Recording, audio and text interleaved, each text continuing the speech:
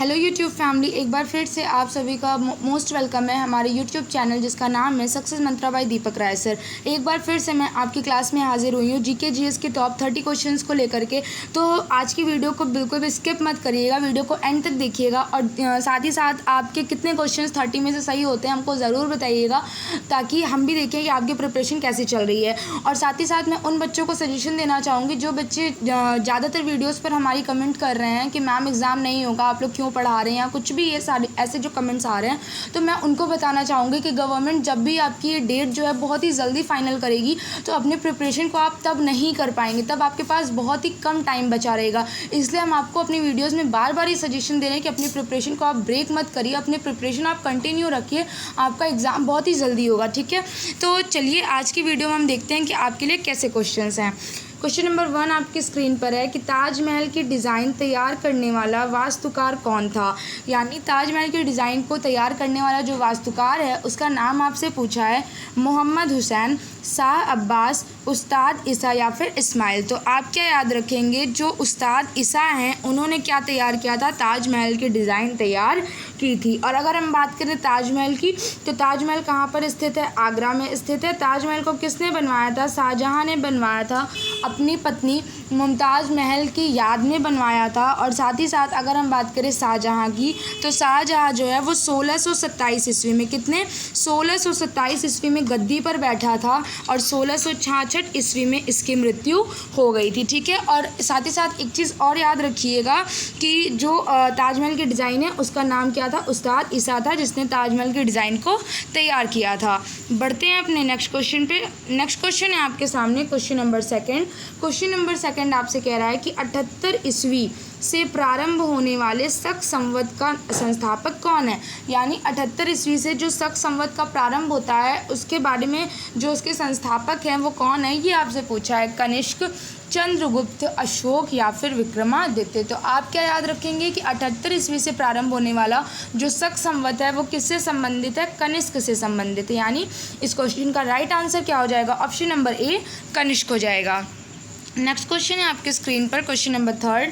Question number 3 आपसे कह रहा है कि भारत में सिविल सेवाओं का सूत्रपात किसने किया था। यानी इसमें से ऐसा कौन सा लॉर्ड है जिसने कि भारत में सिविल सेवाओं का सूत्रपात किया था, lord Dalhousie, Lord Curzon, Lord Cornwallis या फिर लॉर्ड वेलेस्ली। तो आप क्या याद रखेंगे कि सिविल सेवाओं का सूत्रपात किसने किया था, लॉर्ड कॉर्नवालिस ने किया था। और लॉर्ड कॉर्नवालिस से एक चीज़ और जो है बहुत ही मेजर चीज़ आती है कि स्थायी बंदोबस्त से कौन संबंधित है। तो स्थायी बंदोबस्त से कौन संबंधित है, लॉर्ड कॉर्नवालिस संबंधित है। और अगर सिविल सेवा का सूत्रपात पूछा जाएगा तो भी आप क्या बताएंगे, लॉर्ड कॉर्नवालिस बताएंगे। नेक्स्ट क्वेश्चन है आपके स्क्रीन पर क्वेश्चन नंबर 4। क्वेश्चन नंबर 4 आपसे कह रहा है कि नालंदा विश्वविद्यालय की स्थापना किसने की थी। बात करें अगर हम नालंदा विश्वविद्यालय की, तो इसकी स्थापना किसने की थी, ये आपसे पूछा है। समुद्रगुप्त ने, कुमारगुप्त ने, धर्मपाल ने या फिर देवपाल ने। तो देख सकते हैं कि आज की वीडियो में हम आपके लिए कितने इंपॉर्टेंट क्वेश्चंस लेके आए हैं जो मोस्ट टाइम आपके एग्जाम्स में रिपीटेड होते हैं। तो आप बिल्कुल भी वीडियो को स्किप मत करिए, वीडियो को आप कंटिन्यू देखिए। तो नालंदा विश्वविद्यालय की जो स्थापना है वो किसने की थी, कुमारगुप्त ने की थी। ठीक है, नालंदा विश्वविद्यालय की स्थापना से कौन संबंधित है, कुमारगुप्त संबंधित है। नेक्स्ट क्वेश्चन पे बढ़ने से पहले हम आगे आपको एक बहुत ही अच्छी जानकारी देना चाहेंगे जो कि आपकी प्रिपरेशन से रिलेटेड है।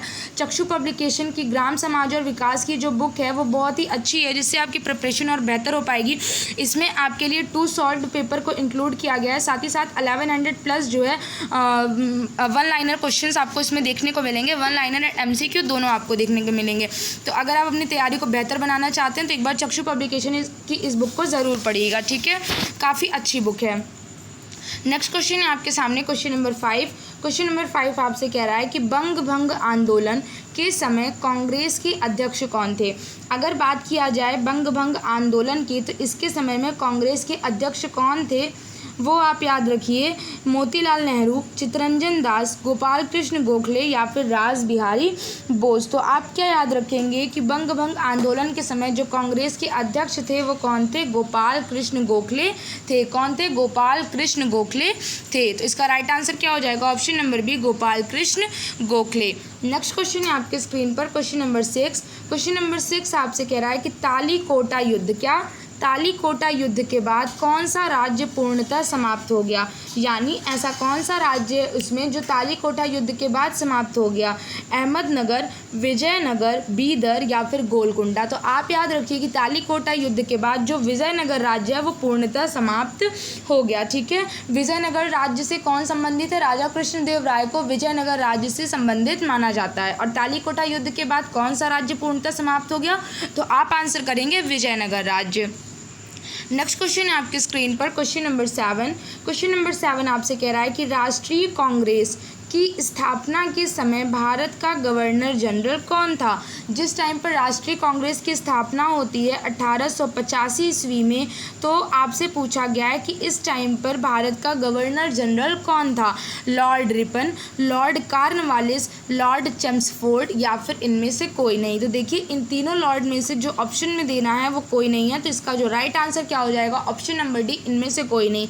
अब आप हमें कमेंट सेक्शन में बताएंगे कि अगर इन तीनों में से ऑप्शन जो है नहीं है गवर्नर जनरल का जो राष्ट्रीय कांग्रेस की स्थापना के समय था, तो जल्दी से आप हमें कमेंट सेक्शन में कमेंट करिए कि कांग्रेस की स्थापना के समय कौन जो है भारत का गवर्नर जनरल था। ये आज के लिए आपकी इस वीडियो का होमवर्क होगा। ठीक है, बढ़ते हैं अपने नेक्स्ट क्वेश्चन पे। नेक्स्ट क्वेश्चन है आपके सामने क्वेश्चन नंबर 7। क्वेश्चन नंबर 8, संविधान का उल्लंघन करने के लिए किसके निष्कासन को महाभियोग की प्रक्रिया से आरंभ किया जाता है। क्वेश्चन की लैंग्वेज चेंज कर दिया है, बट क्वेश्चन आपका बहुत ही सिंपल सा है। अगर आपसे पूछा जाए कि महाभियोग की प्रक्रिया किस पर लगाई जाती है, तो वो आपको बताना है। तो सिंपल सी बात है कि महाभियोग की प्रक्रिया किस पर लगाई जाती है, राष्ट्रपति पर लगाई जाती है। लैंग्वेज चेंज है, लेकिन क्वेश्चन बहुत ही इजी सा पूछा गया कि संविधान का उल्लंघन करने के लिए निष्कासन को महाभियोग की प्रक्रिया से आरंभ किसके लिए किया जाता है, तो आप क्या याद रखेंगे, ऑप्शन नंबर बी, राष्ट्रपति। ठीक है, नेक्स्ट क्वेश्चन है आपके सामने क्वेश्चन नंबर 9। क्वेश्चन नंबर 9 आपसे कह रहा है कि स्वतंत्र भारत के प्रथम मंत्रिमंडल में केंद्रीय शिक्षा मंत्री कौन थे। बात करें अगर हम स्वतंत्र भारत की, जो उसमें प्रथम मंत्रिमंडल बना था, तो आपसे पूछ रहा है कि पहला केंद्रीय शिक्षा मंत्री कौन बना था, गुलजारी लाल नंदा, सरदार बलदेव सिंह, मौलाना अबुल कलाम आज़ाद या फिर सी.डी. देशमुख। तो आप क्या याद रखेंगे कि स्वतंत्र भारत का जो पहला मंत्रिमंडल बना था, जो कैबिनेट बना था, उसमें जो केंद्रीय शिक्षा मंत्री थे, एजुकेशन मिनिस्टर थे, वो कौन थे, मौलाना अबुल कलाम आज़ाद थे। यानी इस क्वेश्चन का राइट आंसर क्या हो जाएगा, option number C, Maulana Abul Kalam Azad, या फिर कभी कभी आपको ऑप्शन में क्या दिया रहता है, ABJ। ठीक है, मौलाना अबुल कलाम आज़ाद। नेक्स्ट क्वेश्चन है आपके स्क्रीन पर क्वेश्चन नंबर 10। क्वेश्चन नंबर 10 आपसे कह रहा है कि ब्रिटिश भारत का प्रथम वायसराय कौन था। ब्रिटिश भारत के प्रथम वायसराय की बात किया जा रहा है कि पहला वायसराय कौन था, lord Dalhousie, lord Hastings, lord Canning या फिर लॉर्ड कॉर्नवालिस। तो आप क्या याद रखेंगे कि ब्रिटिश भारत का जो पहला वायसराय था वो कौन था, लॉर्ड कैनिंग था। यानी इस क्वेश्चन का राइट आंसर क्या हो जाएगा, option number B, lord Canning हो जाएगा। नेक्स्ट क्वेश्चन है आपकी स्क्रीन पर क्वेश्चन नंबर 11। क्वेश्चन नंबर 11 आपसे कह रहा है कि संवाद कौमुदी पत्र के संपादक कौन थे। पत्रिका से संबंधित संपादक का नाम पूछा गया है आपसे कि संवाद कौमुदी पत्रिका के संपादक कौन थे, राजा राम मोहन राय, ईश्वर चंद्र विद्यासागर, रविंद्रनाथ टैगोर या फिर बंकिम चंद्र चटर्जी। तो जो संवाद कौमुदी है वो किससे रिलेटेड था, राजा राम मोहन राय से संबंधित था। ठीक है, और बिल्कुल भी इसको भूलना नहीं है क्योंकि ये क्वेश्चन जो है कई टाइम आपके एग्जाम्स में रिपीटेड रहता है। नेक्स्ट क्वेश्चन है आपके स्क्रीन पर क्वेश्चन नंबर 12। किस स्थान से हड़प्पा सभ्यता से संबंधित पक्की मिट्टी का हल मिला है।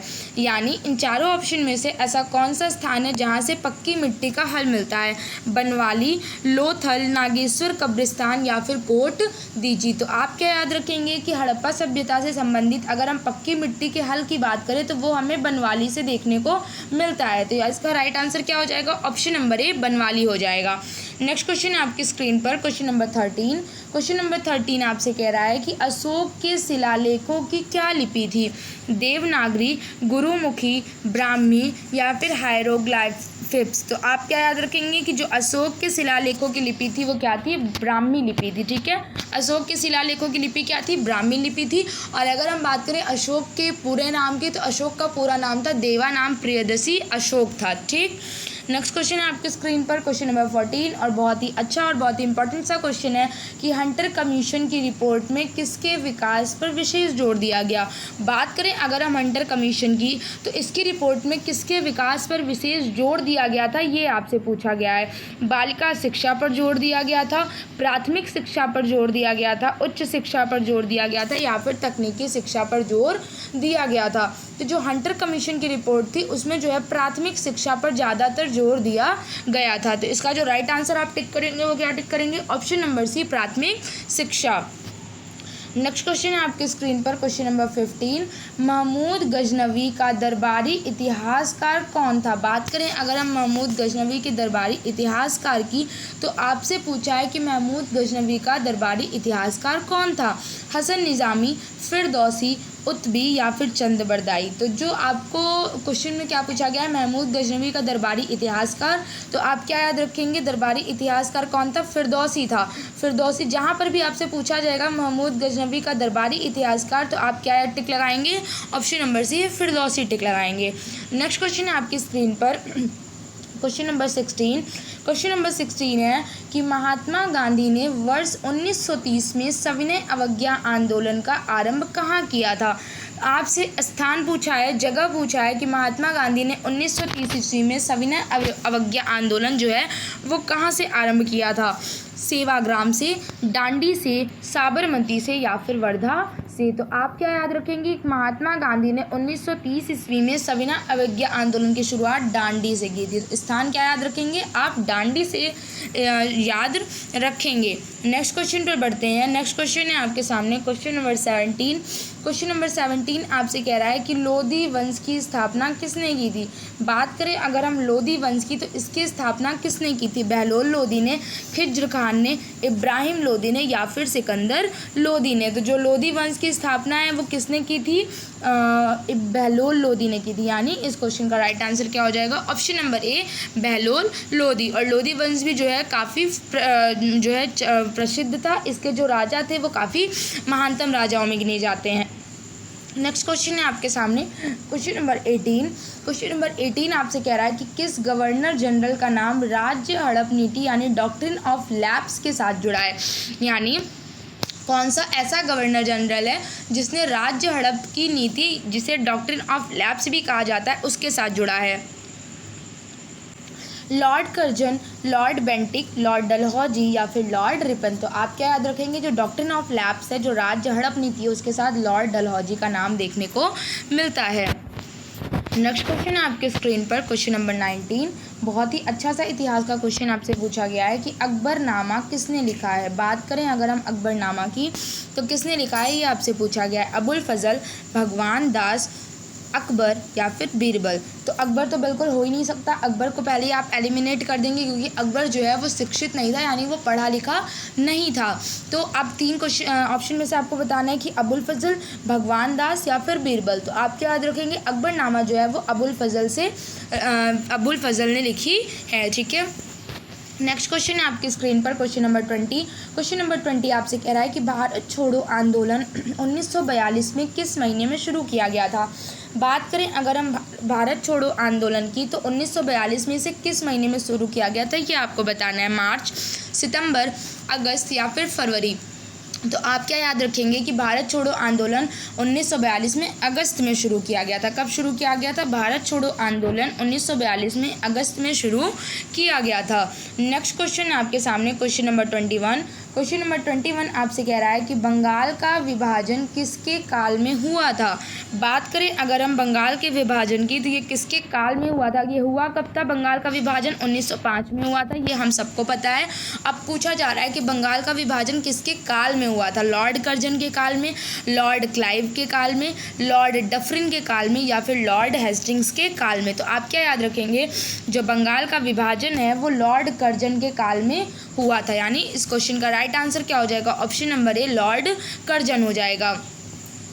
नेक्स्ट क्वेश्चन है आपके सामने क्वेश्चन नंबर 22। क्वेश्चन नंबर 22 है कि पुर्तगालियों ने गोवा को किस वर्ष में हस्तगत किया था। बात करें अगर हम कि पुर्तगालियों ने गोवा को किस वर्ष में हस्तगत किया था, ये आपको बताना है। 1426, 1510, 1524 या फिर 1556। तो आपको क्या याद रखना है कि पुर्तगालियों ने गोवा को 1510 वर्ष में क्या किया था, हस्तगत किया था। यानी इस क्वेश्चन का राइट आंसर क्या है, ऑप्शन नंबर बी 1510। तो ये रहे आज के कुछ इंपॉर्टेंट क्वेश्चंस हमारी जीके जीएस की क्लास में। एंड अगर आपको हमारी ये वीडियो पसंद आती है तो प्लीज़ हमारी वीडियो को लाइक करिएगा, हमारे चैनल को सब्सक्राइब कर लीजिए अगर आप न्यू है, और साथ ही साथ हमारे टेलीग्राम चैनल से जुड़ जाइए जहाँ पर आपको वीडियो की नोटिफिकेशंस और साथ ही जो भी इंपॉर्टेंट अपडेट होती रहती है वो हम आपको वहाँ पर प्रोवाइड करते रहते हैं। और साथ ही साथ जो हम आपको सजेशन दे रहे हैं कि अपनी पढ़ाई को बिल्कुल भी ब्रेक मत करिए। हमारे चैनल पर आपके वीडियो के री एग्ज़ाम के लिए बहुत ही अच्छी प्रिपरेशन कराई जा रही है। हिंदी की क्लासेस, रीजनिंग की क्लास, जीके जीएस की क्लासेस, सारी क्लासेस आपको टाइमली प्रोवाइड हो रही हैं। तो बिल्कुल भी जो है अपनी पढ़ाई को ब्रेक मत करिए, साथ ही साथ हमारे चैनल से जुड़े रहिए और अपनी पढ़ाई को और बेहतर करिए, अपनी तैयारी को और बेहतर करिए। एंड हमें इस क्वेश्चन में कमेंट सेक्शन में आपको 2 चीज़ें बतानी है कि आज के क्वेश्चंस में थे आपके कितने क्वेश्चन सही हुए हैं। एंड साथ ही साथ हमने आपको जो होमवर्क दिया है कि कांग्रेस की स्थापना के समय भारत का जो गवर्नर जनरल है यानी कौन सा लॉर्ड था जो कांग्रेस की स्थापना के समय था, ये आपको बताना है। तो दोनों ही चीज़ें आप हमें कमेंट सेक्शन में ज़रूर बताइएगा। एंड साथ ही साथ आपको अगर हमारी वीडियो पसंद आती है तो हमारी वीडियो को लाइक करना तो बिल्कुल मत भूलिएगा। तब तक के लिए थैंक यू एंड मिलते हैं अपनी नेक्स्ट क्लास में।